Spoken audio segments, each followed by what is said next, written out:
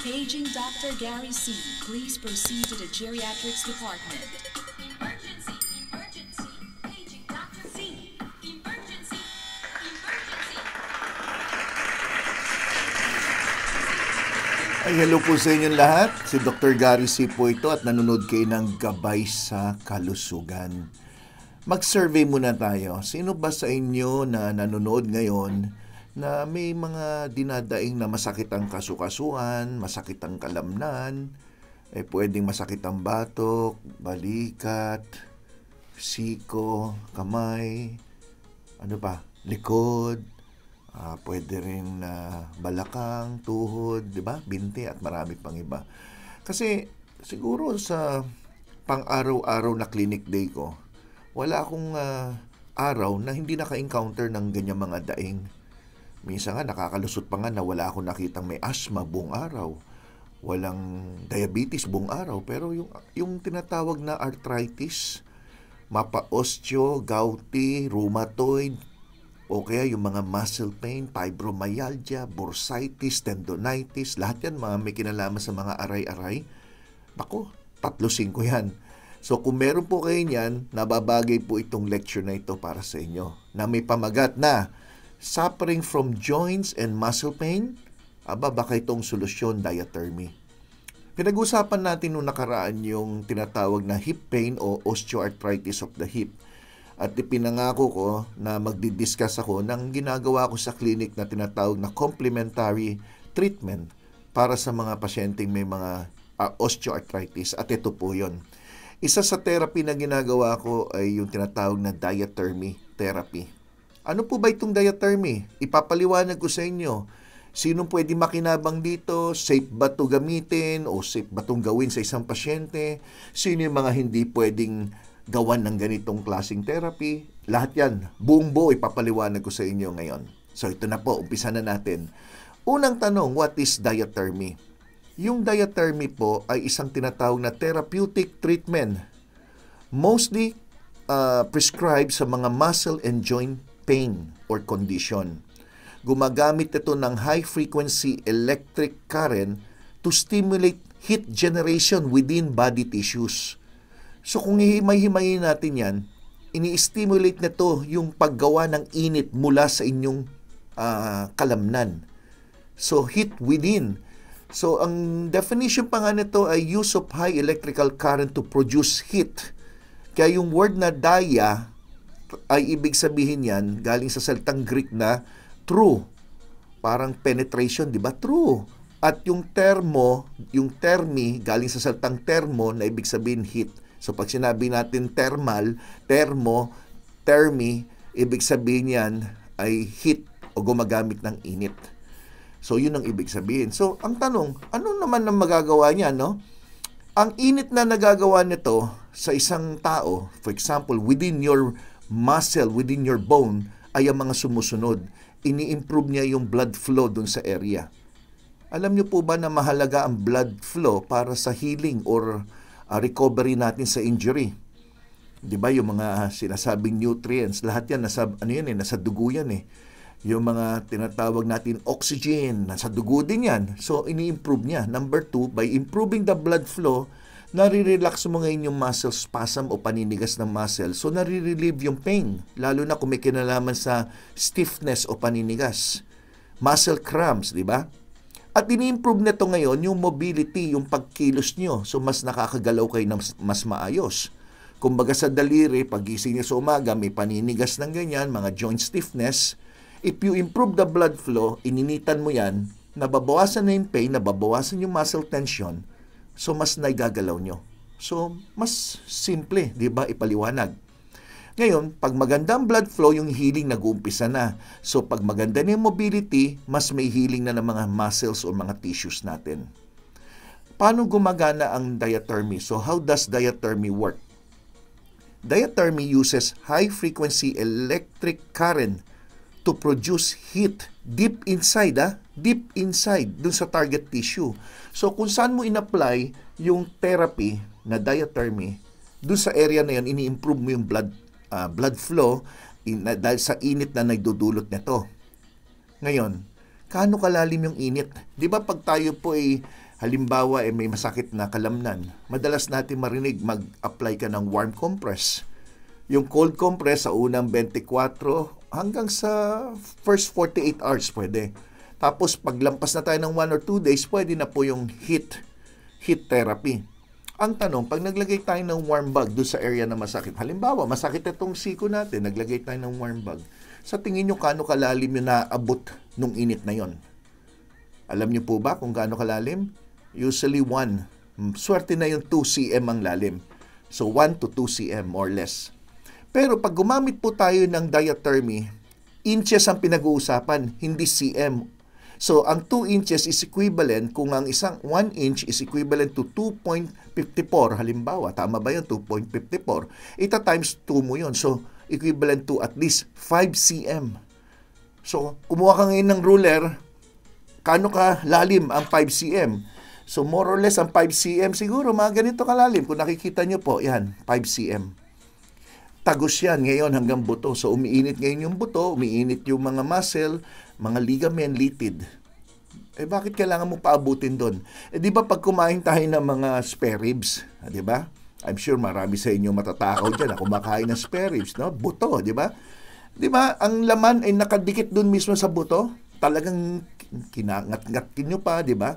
So, yung lalim na yon kailangan mainitan natin para ma-improve yung blood flow dun sa area for healing, to lessen the stiffness and the muscle pain ay mawala. Okay. So, yun ang ginagamitan ng diathermy. So, init lang. So, the diathermy machine, okay, yung diathermy machine does not apply heat directly to the body. Instead, yung wave generated by the machine allow the body to generate heat from within the target tissue. Nakuha niyo po ba? Ibig sabihin, napainit natin yung loob. Mula sa loob, umiinit yon. Hindi lang yung mismong machine na nagbibigay ng init, kundi yung cell ninyo umiinit. Diathermy usually part of a complete physical rehab. Sa ibang bansa talagang itong ginagamit, hindi na po yung mga therapeutic ultrasound, no? More on physical rehab nila, ginagamit nito sa kanilang mga rehabilitating treatment. So yung frequency and length of treatment varies, no? Bakit? May mga frequency like ganito. Bawat therapy sa clinic ko, halimbawa, masakit ang tuhod, 15 minutes diathermy lang ang ginagawa. Hindi mo pwedeng lampasan pa ng 15, gawin mo 30 minutes dun sa area na diathermy kasi sa sobrang init naman, baka naman mabugbog yung kalamnan nyo. So, meron yan tinatawag na duration of therapy. Nagkakatalo sa frequency. Sa frequency, ideally, after 15 minutes na therapy, ang ginagawa ko sa mga talagang severe cases, after mga 6 hours, pwede mong i-therapy ulit. Pero karamihan ng pasyente, ay nako, maghintay pa ako. So nangyayari, after therapy ngayon araw ng 15 minutes dun sa area, the following day ko na pinapabalik. So pinapares ko sila ng 24 hours. But ideally, kung talagang masakit, every 6 hours dapat ginagawa yan. Dahil pag ginawa yan every 6 hours, sa loob lang ng mga 3 to 5 days, nakakaramdam na yung pasyente ng dramatic improvement. Okay. So, ang diathermy, inuulit ko, ang frequency depende kung how severe din. Kung talagang grabe yung sakit, ay baka kung daily man, talagang tuloy-tuloy yan, 1-2 linggo. Pero kung severity naman niya, masabi natin tolerable, yung tipong masakit, o baka pwedeng every other day. So, depende sa pasyente, depende sa lala na nakita natin sa pasyente. So, what are the benefits of diathermy? So, benefits of diathermy, number 1, treating injuries with heat by increasing the blood flow, making connective tissue more flexible. So, pag flexible, di ba, mas naiunat-unat nyo na hindi masakit. It can also help minimize inflammation. So, yung mga mayroong pasyenteng namamaga, masakit, pwedeng makinabang sa pag-apply ng diathermy. It reduces the incidence of edema o pamamanas or fluid retention. So, may mga pasyente naman na pag medyo manas sila, masakit na at manas pa yung kanilang mga paa, kadalasan sa may paa to. Pinapa-elevate namin yung paa ng mga 45 degrees, tapos tinetherapy namin. So, on the spot, nakikita nila, nababawasan yung pamamanas, humuhupa agad. Yan ang kagandahan. Other benefits pa ng diathermy, increase niya yung blood flow dun sa site mismo ng injury. So, ginagamit ko rin to sa mga na-sprain sa sports medicine. Halimbawa, natapilok. Kung alam niyo po, pag ang isang tao natapilok at hindi naaalagaan yan, 6 months yan na makakaramdam ng pamamaga. Mas malaki yung kaliwa o kanang paa niya mula nung natapilok. So, kung na-therapy mo agad yan, ang recovery niya within weeks lang. Maybe maximum 6 weeks. Mga 4 to 6 weeks. Okay, so ini-improve niya for proper healing. So, ang dami nagagawa. Pinapabilis ang healing. At the same time, yung pain, nababawasan agad. So, back to normal kaagad yung function ng pasyente.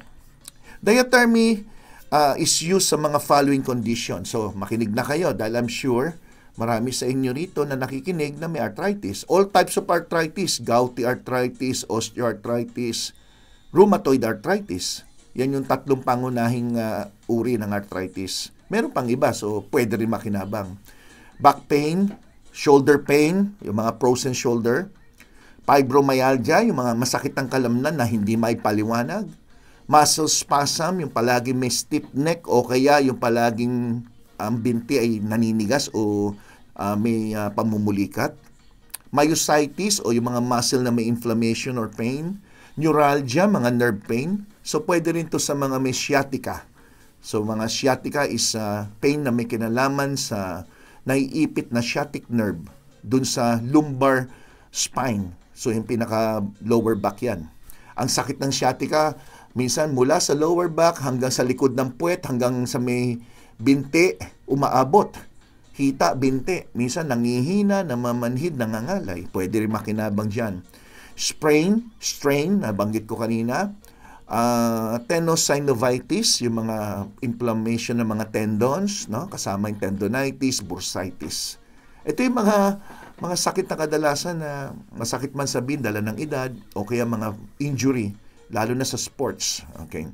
So, what are the types of diathermy? So, maraming klase ng diathermy. Actually, merong 3 pangkaraniwan na ginagamit, no?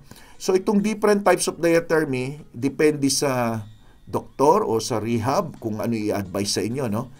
Ang types of diathermy, number 1 is radio wave frequency. Yung number 1, yan ang ginagamit ko sa clinic. Yan ang safest kasi. Number 2, yung tinatawag na microwave diathermy. Number 3, ultrasound diathermy. So, yan yung 3 klase. Yung radio wave diathermy, kilala din to sa high frequency diathermy and short wave diathermy. This treatment uses high frequency electromagnetic currents transmitted deep into your tissue. As I've said, 5 cm ang inaabot niyan lalim. Ang microwave diathermy naman uses microwaves as a type of electromagnetic radiation. Microwave diathermy uses the same high frequency ng parang microwave oven. So, yung init na parang imagine mo, lagay mo sarili mo sa loob ng microwave oven. Parang ganon. Then, ultrasound diathermy naman, kilala din sa ultrasonic therapy. Uses high-frequency sound to create gentle heat. So, ito yung, kumbaga, milder form na nabibigay na init, yung ultrasound diathermy. So, just sa 3 yan, ang ginagamit ko, yung radio wave diathermy. And I've been using this sa clinic ko for mahala tayong edad ko. Mga 15 years na siguro, higit. Yan, mga ganyan. At yan ang main therapy ko na binibigay sa mga senior citizen. Tapos inalagyan ko ng thermal mineral phototherapy. Ang purpose naman yung para ka nakabilad sa araw na parang ina-absorb ng balat nyo yung mga minerals. Parang binabalik mo yung sustansya. Parang ganon. Para mas mabilis ang healing. Ngayon, dito sa mga binabanggit ko, no, siyempre may mga steps na ginagawa. So, let's talk about the steps ng diathermy. So, what are the steps? Number 1, before any kind of diathermy session, unang-una, pinapatanggal yung mga jewelry or metal, sing-sing, yung ano ba tawag to, relo, kwintas, mga ganyan, no? Kasi minsan, maaari magkosto ng heat. Pag nainitan kayo, uminit yun, pwede kayo magkaroon ng ground. Usually kasi, ang diathermy, ginagamitan ng ground pad yan. Pero ngayon, yung mga high-tech na machine, like sa clinic ko, yung mga machine na ginagamit ko, hindi na gumagamit ng ground pads. Alam na mga babae ito, yung mga ground pads, minsan yung pag nagpapaganda ka, may pinapahawakan sa yung mga metal o may kinakabit sa legs niyo, di ba? So, ngayon, di na namin ginagawa yan. Yan yung mga bago ngayon, no? Depending on the type of diathermy and the location of the affected area, pwede kang pahigain o pwede kang paupuin. Usually, pag frozen shoulder, pwedeng nakaupo ka sa, yung tinatawag na massage chair, okay, nakahiga ka, okay, nakaupo ka. Kung tuhod, pwede ka naman nakaupo lang sa lazy boy. So, depende kung saan ka ilalagay. Kung likod, syempre, nakadapa ka naman. No? So, yung position nyo, iba-iba, depende sa area ng gagawin sa inyo. Halimbawa, sa neck problem, like stiff neck o kaya cervical spondylosis, so, pwede nakaupo yan, pwede rin nakahiga. So, depende kung ano mas comfortable yung pasyente. Pag frozen shoulder, pwede rin nakaupo, pwede rin nakahiga, no? So, depende. Pero basta back pain, usually mas maganda nakadapa ang pasyente. So, pag low back pain, lumbar spondylosis, o any pain sa may upper back, mas maganda nakadapa. Okay? So, ganyan lang ang procedure. Parang may ina-apply sa inyong cream. Yung cream na to para hindi kayo magkaroon ng burn. Okay? So, ina-apply yan doon sa area. Then, for 15 minutes, para kang hinahagod na para kang pinaplansya lang. Wala kang maramdaman except init. Yung init naman, depende sa inyo. Kung hindi nyo natotolerate yung ganong kainit, pwede nating babaan. O kaya yung technique lang ng paghagod, binabago. So, pwede yan sa back pain, kidney stone pain, muscle spasm, sciatica na aking nabanggit. So, any pain from the joints like elbow, knees, ankle, pwede. So, yung mga arthritis dyan, osteoarthritis, gout, rheumatoid, knee, elbow, foot injuries, pwede makinabang dyan sa diathermy. It's very safe kung tutuusin. So, ito yung ginagamit kong mga flyers before, no? Diathermy therapy, pain management, muscle relaxation, at the same time, lymphatic drainage. Yun na binanggit ko, yung mga manas, di ba? So, nababawasan, gumaganda yung parang circulation. At the same time, may bonus pa, lipolysis. Pag sinabing lipolysis, lipo, taba, lysis, tinutunaw. Kaya sa isang banda, ito rin ginagamit minsan doon sa mga braso na malalaki, mga legs, tiyan, ginagawa din yan. Pero mas matagal, maraming duration ng therapy. Ang machine na ginagamit ko, ito, yan, nakikita nyo ngayon, ayun yung diathermy machine. Ito, wala ng ground pad to, kaya walang pasyente nagsasabi, uy, nag-ground ako, walang ganon. O kaya, yung iba nalalamigan daw doon sa mga ground pad, so we don't apply that anymore. Yung isa pang machine na ginagamit ko sa clinic, ito naman, parang tower, ang tawag tower, di ba? So, naka-customize the life extension. Yan yung diathermy machine. So, we have about 3 of this. Then, ang therapy, as I've said, pag nakadapa, usually sa likod, yung iba sa may bandang likod ng tuhod, pwede rin. Pwede rin naman nakaupo sa massage chair, therapy sa likod, pwede rin sa nakaupo o nakahiga. Then shoulder, ginagawa din natin yung mga therapy na yan. So, what are the risks of diathermy? Yan, siyempre, kailangan alam din natin yung risk. Actually, wala namang risk na kung tutuusin except kung magkaroon ng burning pain yung pasyente. Like for example, may ibang tao sensitive, medyo mapulahin. May iba naman, pag uminom ka ng mga gamot na pampalabnaw ng dugo, minsan nakakapasa ka, so minsan ganon. Yung mga, tatanungin ako yung mga pacemaker ba, pwede, kasi may pacemaker ako. Sabi mo, gumagamit ng electrical current. Pwede po, as long as hindi doon sa area na malapit sa pacemaker. So, kung ang gagawin sa inyo tuhod, ang pacemaker naman nandito banda, so walang problema po yon. Ayaw lang namin yung may pacemaker ka, tapos ang masakit sa shoulder, nakatabi mismo ng pacemaker. Ina-avoid lang namin yon. So, when the diathermy, sinabi natin, lahat ba pwedeng gumamit na to? Yes. May iba siguro, isa pang issue, yung sensitive sila doon sa na-apply na cream, nangangati. But very seldom yun dahil hypoallergenic yung cream na ina-apply po namin. Okay? When the diathermy tool is left in the same place for too long, halimbawa, tinerapy po kayo doon sa isang area lang at medyo matagal, hindi masyadong iginagalaw ng therapist. Ayan, mainit yan. Pakiramdam mo talaga para ka napaso. So, yan yung mga, usually ito naman, may kinalaman naman dun sa skills o technique ng therapist. Okay? But sa life extension sa aking clinic, my therapists are well-trained and they've been doing this for more than, siguro yung bagong staff ko, more than 6 months. But all of them, 6 years and 7 years na. So, kung in terms of experience, meron na. So, yung burn, typically nangyayari yan sa mga factor na nabanggit ko na medyo may edad, nag-iinom ng gamot, o kaya compromise yung equipment, pangit na yung machine, incorrect yung technique na nabanggit ko, or improper patient supervision. But usually, before we do the therapy, may screening naman na ginagawa. So, some condition can increase the risk of level of using diathermy. So, sino yung mga sinasabi ko? Yan na, binanggit ko kanina. Pacemaker, implant medical device, halimbawa, yung tuhod mo, bakal na pala. Bakal na. Nagpa-knee replacement ka na o hip replacement.